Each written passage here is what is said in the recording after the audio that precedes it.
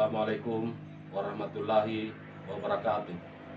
Yang terhormat Bapak Ibu penilai kinerja, perkenalkan nama saya Dadan Budiana Esos, mahasiswa PPG Guru Tertentu tahap 1 tahun 2025 dari LPTK Universitas Negeri Makassar dengan NIM 2590384950015. Saya melaksanakan ujian kinerja di SMP Satap Negeri 11 Rarawati Utara dengan mata pelajaran Pendidikan Pancasila. Terima kasih. Wabillahi taufiq wal hidayah. Assalamualaikum warahmatullahi wabarakatuh. Selamat menyaksikan.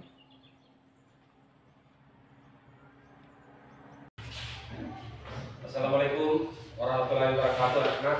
Waalaikumsalam warahmatullahi wabarakatuh.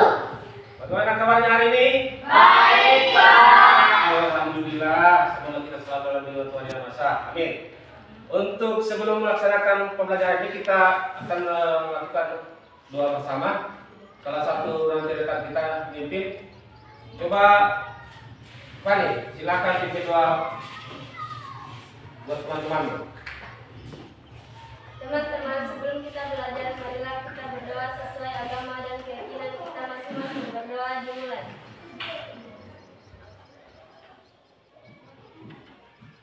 Berdoa selesai. Ya, terima kasih Mbak Fani. Sekarang kita absen dulu ya. Iya, Absen Pak. dulu siapa yang hadir dan siapa yang tidak hadir. Aisyah M. Hadir, Pak. Ya, Aisyah Mutmainah. Hadir, Pak. Bagus. Rasti. Hadir, Pak. Elvi Aulia. Hadir, Pak. Nur. Hadir, Pak. Afgan. Hadir Pak. Dino. Hadir Pak. Ricky.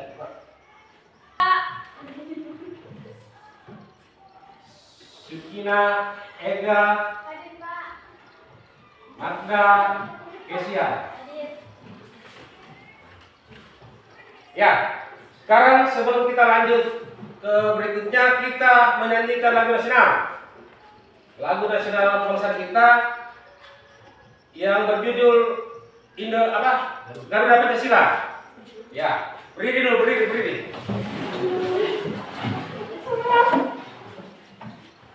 Satu, dua, tiga. Garuda Pancasila, akulah pendukungmu. Patriot proklamasi, sedia berkorban untukmu. Pancasila dasar negara, rakyat adil makmur santosa, pribadi bangsaku. Ayo maju, maju, ayo maju, maju, ayo maju, maju. Ya, silakan duduk kembali.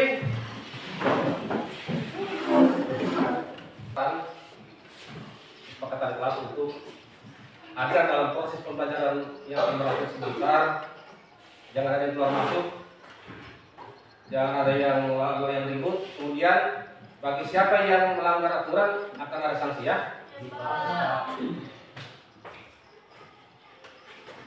Kita akan mulai dari ini. Pengalaman apa di saat SD ya? Kalian masih SD? Yang pertama itu hal apa yang terasa paling mengesankan saat belajar di PKN di SD? Pasti ada kesan-kesannya. Karena SD dengan SMP 3 beda. Cara belajarnya, cara memberikan paparan materi itu agak beda dibanding dengan waktu kami SD. Kira-kira siapa yang bisa kasih memberi gambaran atau kira-kira pengalaman waktu kamu masih SD? Kelompok satu dulu. Bapak, Ya, silakan. memahami hak dan kewajiban sebagai warga negara. Oke, bagus. Yang kelompok dua mungkin Menumbuhkan rasa cinta tanah air. Bagus, menumbuhkan rasa cinta tanah air. Kelompok 3, Ya, Pak. silakan. Belajar berinteraksi dan bekerja sama. Belajar berinteraksi dan kerjasama. Ya, bagus. Ya, semua itu kita akan bahas kembali di saat SMP nanti, di saat pembelajaran SMP nanti. Walaupun itu materi di kelas 3. Pembahasan apa yang menarik? Waktu SD. Kira-kira topik apa bahas? Siapa yang tahu? Topik misalnya judul apa? Di situ kan ada biasa sejarah kelahiran Pancasila atau macam-macam lah ya. Coba kelompok 3. Membahas sejarah-sejarah tentang penjajahan, Pak. Oke, bagus. Membahas tentang sejarah. Karena di situ banyak pembicara tentang sejarah-sejarah masa lampau. Ada lagi? Masih ada? Pak, membahas tentang sejarah-sejarah kelahiran Pancasila. Oke, bagus. Kemudian hal-hal apa lagi yang kamu ketahui tentang nilai-nilai Pancasila? Hal-hal apa? Hal-hal apa yang kamu ketahui nilai Pancasila? Maksudnya di dalam Pancasila itu terdapat apa dan manfaatnya apa, kegunaannya apa begitu? Ada yang bisa kasih contoh nilai-nilai Pancasila yang kamu ketahui? Kan di dalam Pancasila sudah terdapat nilai kemanusiaannya, nilai ketuhanannya, kemudian nilai keadilannya, pokoknya banyak lah.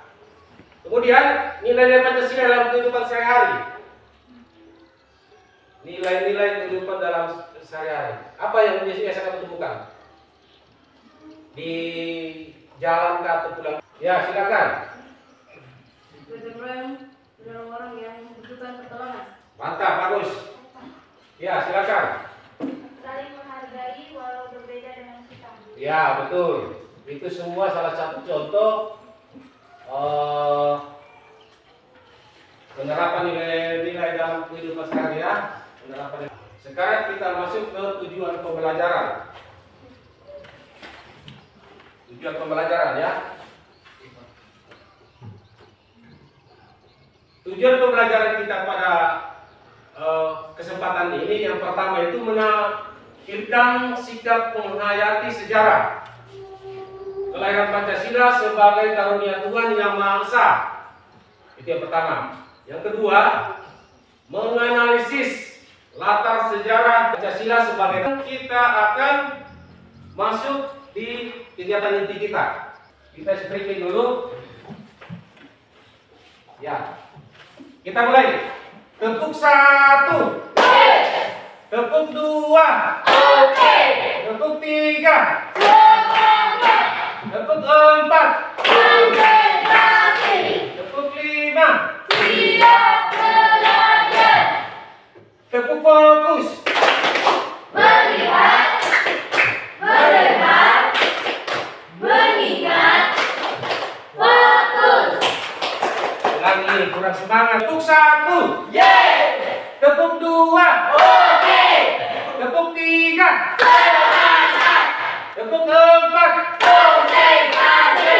Tepuk 5. Siap belajar. Tepuk fokus. Melihat, mendengar, mengingat, fokus. Oke. Kita lanjut. Ya, dan sekarang kita sini 2. Ini 3. Jadi untuk kelompok 1 ketuanya siapa? Kesia. Untuk kelompok 2 ketuanya Afgan. Kelompok 3 ketuanya Evi. Ya, Evi.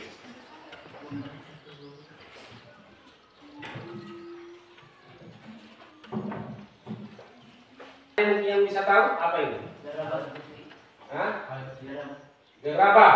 Nah, betul, gerabah. Ini kalau bahasa Indonesia ini gerabah. Fungsinya ini saya tidak tahu persis, tapi ini gerabah kayaknya ini tempat wadah atau tempat air. Ini digunakan itu pada masa lampau dalam kegiatan keagamaan. Misalnya, mungkin waktu itu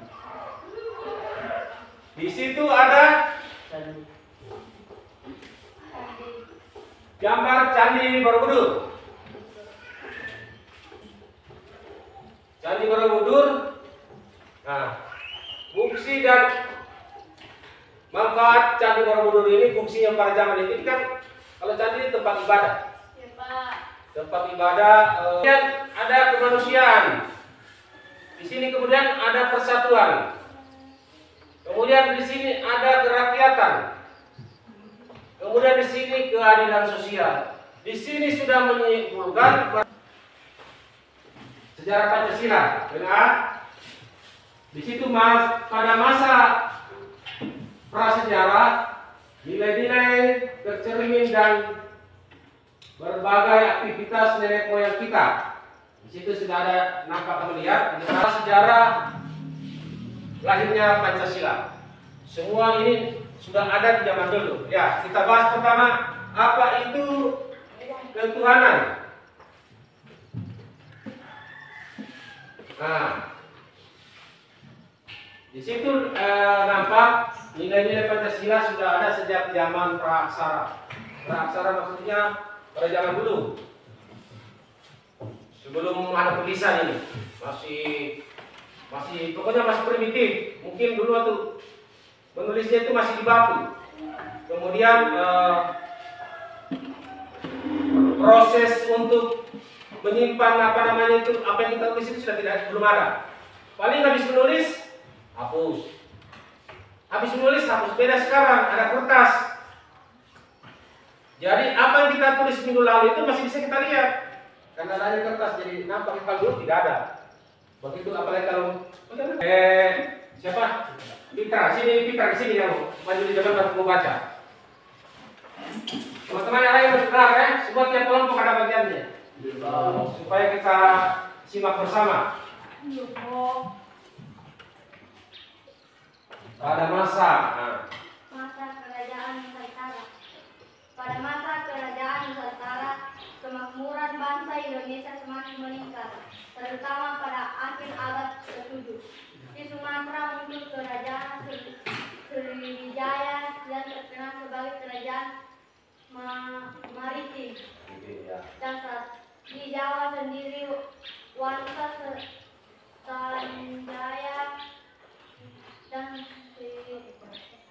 Sriwijaya yang kemudian membangun Candi Borobudur sebagai candi pura terbesar di dunia dan Candi Prambanan sebagai candi Hindu terbesar.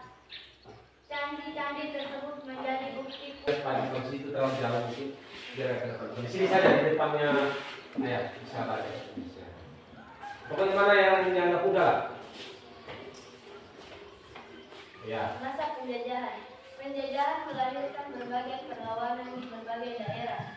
Di Sumatera muncul perlawanan dari Sultan Iskandar Muda, Sultan Burhanuddin, Singamangaraja, Imam Bonjol melalui Berang Paderi dari 1903 sampai 1837 dan cuknya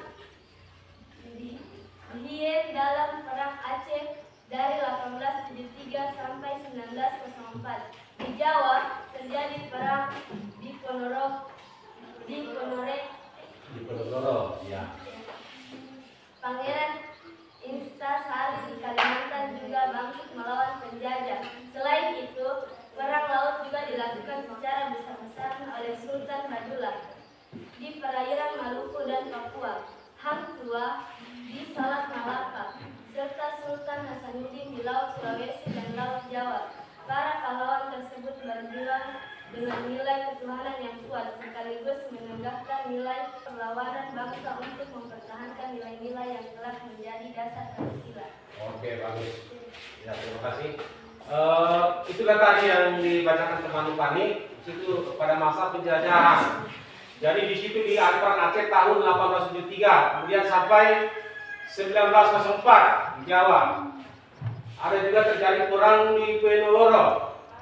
Selain itu perang laut juga dilakukan secara besar-besaran oleh Sultan Mabula. Jadi ini kejadian ini masih lampau.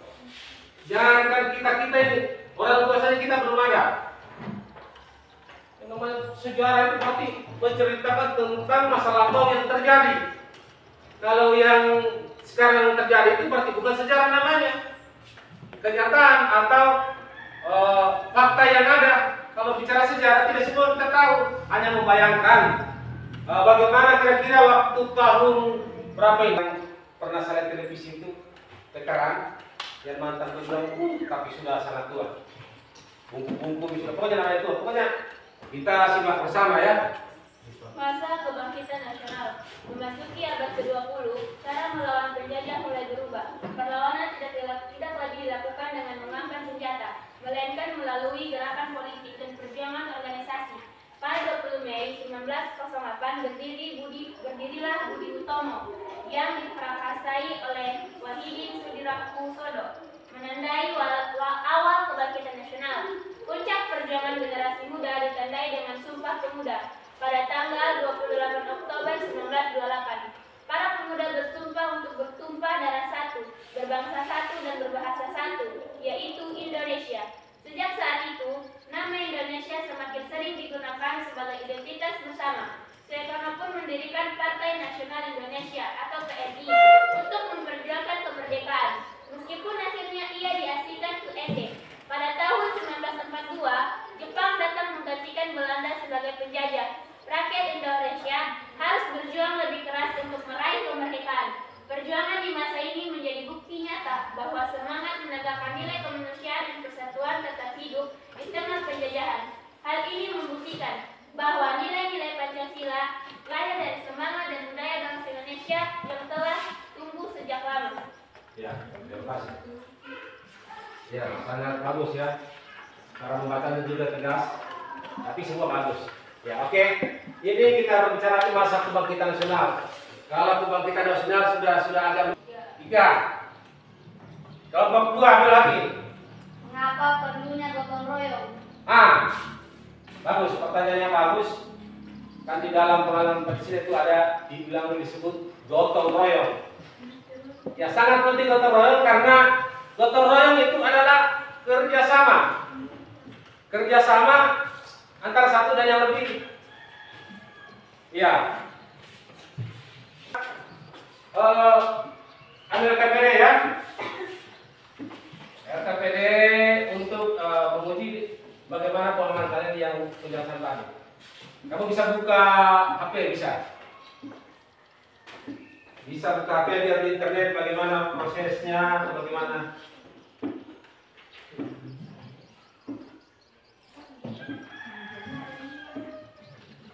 Ya, ini kita diskusikan ini. Kelompok 1.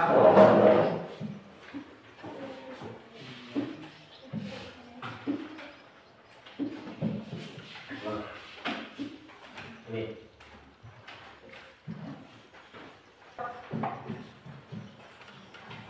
Jangan ada yang lain.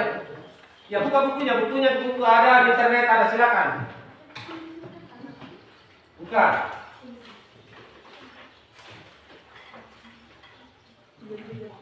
Saya pikir jelas tadi Bapak. Itu kan dia jadi kasih data-data waktu zaman pra sebelum adanya Pancasila atau pra mulai munculnya Pancasila.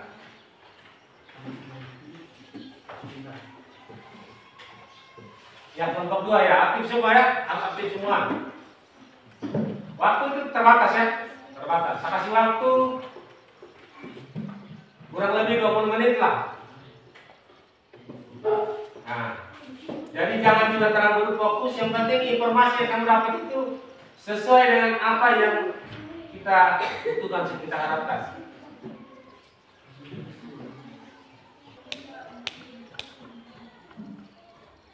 Ini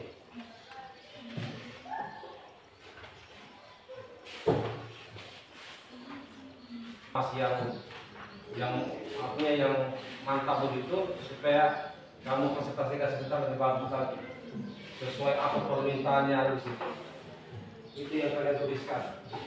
Kalau dia minta tujuan Pancasila, kamu tuliskan tujuan Pancasila. Kalau dia minta pengamalan Pancasila, kamu tuliskan. Kalau dia minta, yang penting jangan kamu bilang, yang penting jangan bilang bahwa Pancasila itu tidak baik atau tidak bagus. Kamu akan berhadapan.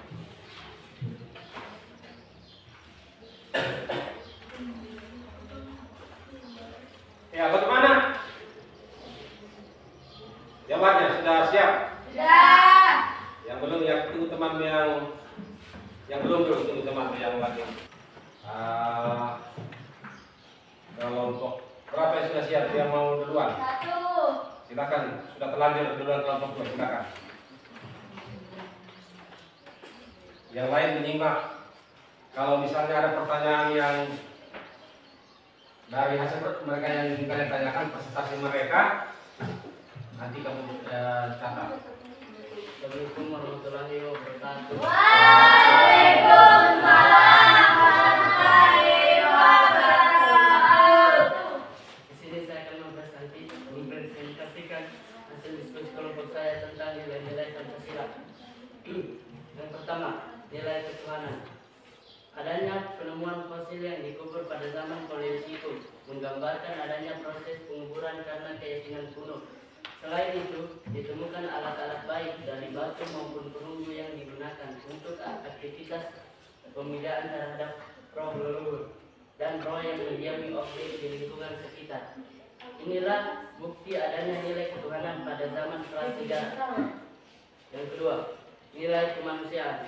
Nilai kemanusiaan pada zaman prasejarah dibuktikan dengan ditemukannya banyak fosil di bantaran sungai. Fosil manusia purba ini menunjukkan proses pemakaman dengan layak sebagai bentuk peri kemanusiaan pada saudara yang sudah meninggal. Selain itu, ditemukannya pula bukti arkeologis bahwa manusia prasejarah sudah mengenal sistem barter antar kelompok. Serta ditemukannya artefak yang beraneka ragam juga sebagai bukti adanya jalinan hubungan kemanusiaan masyarakat pada zaman prasejarah. Yang ketiga, nilai kesatuan. Nilai kesatuan dibuktikan dengan kesamaan bahasa Indonesia sebagai turunan rumpun bahasa Austronesia. Hal ini dibuktikan dengan adanya kesamaan kosakata dan kebudayaan. Dan dari saya seluruh wabarakatuh. Iya, bagus. Hasil diskusinya sangat bagus dan presentasinya juga bagus. Ya, untuk kelompok berikut siapa? Silakan.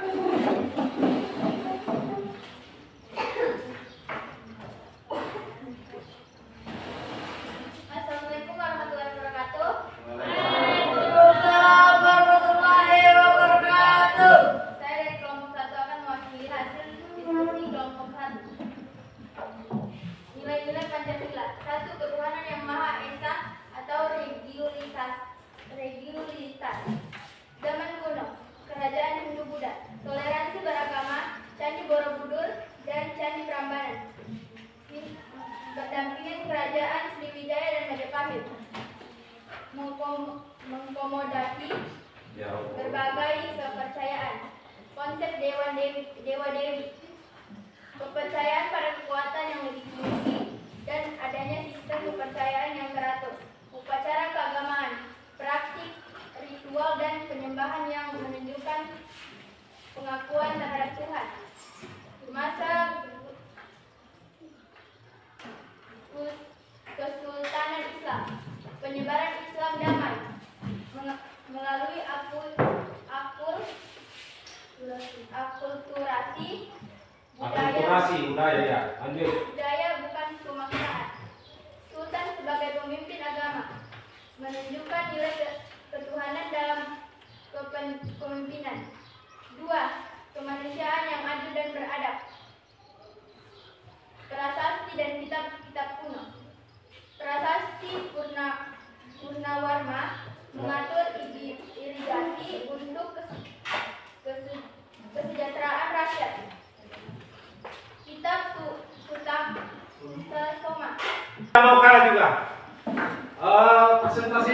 sangat bagus. Oke, tinggal kelompok berapa? Berikut yang kelompok 2. Saya kelompok 3. Bagus.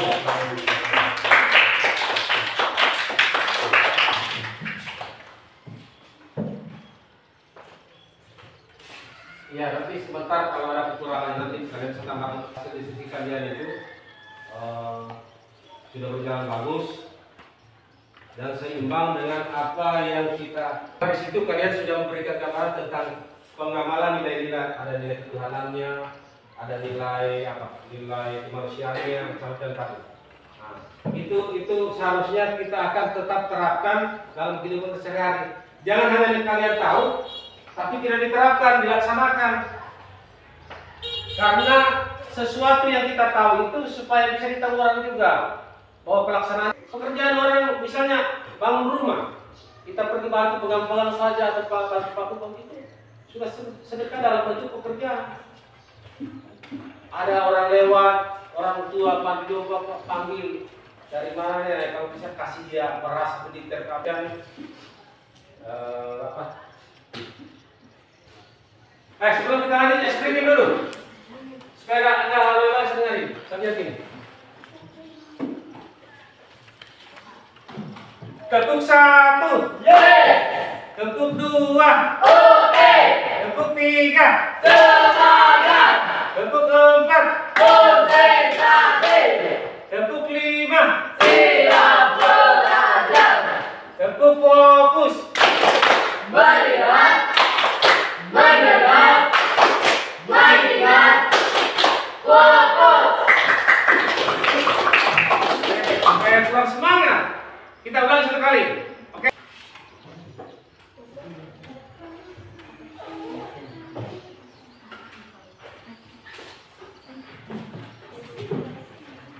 Waktu 10 menit.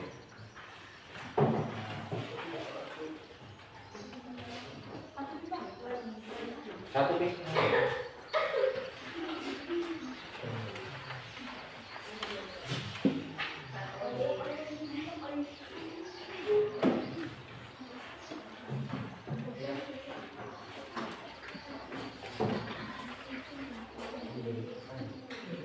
Ya, isi saja menurut kalian, isi saja.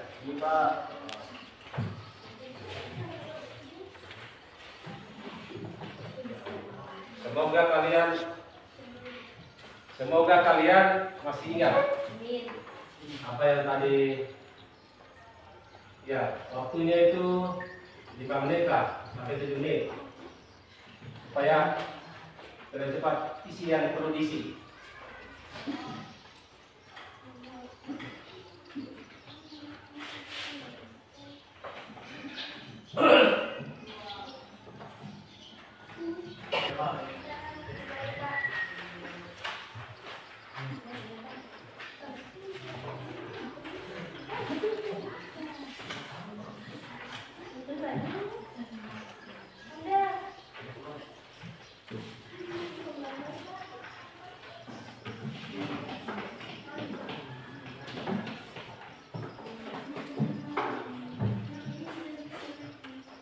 Ya, tujuan saya tadi sampai di mana daya kalian tentang pembelajaran tadi. Ya, untuk pertemuan berikut saya berikan tugas untuk merangkum materi-materi pembelajaran untuk pertemuan hari berikut. Jadi materi pembelajaran kita untuk materi hari raya Pancasila. Segala sesuatu itu datangnya dari Tuhan dan segala kebaikan dari Tuhan. Kita harus berusaha. Jangan mengharap kebaikan itu tanpa usaha. Sampai di sini pertemuan kita. Saya dengan ucapan wabillahi taufiq wal hidayah. Assalamualaikum warahmatullahi wabarakatuh. Waalaikumsalam.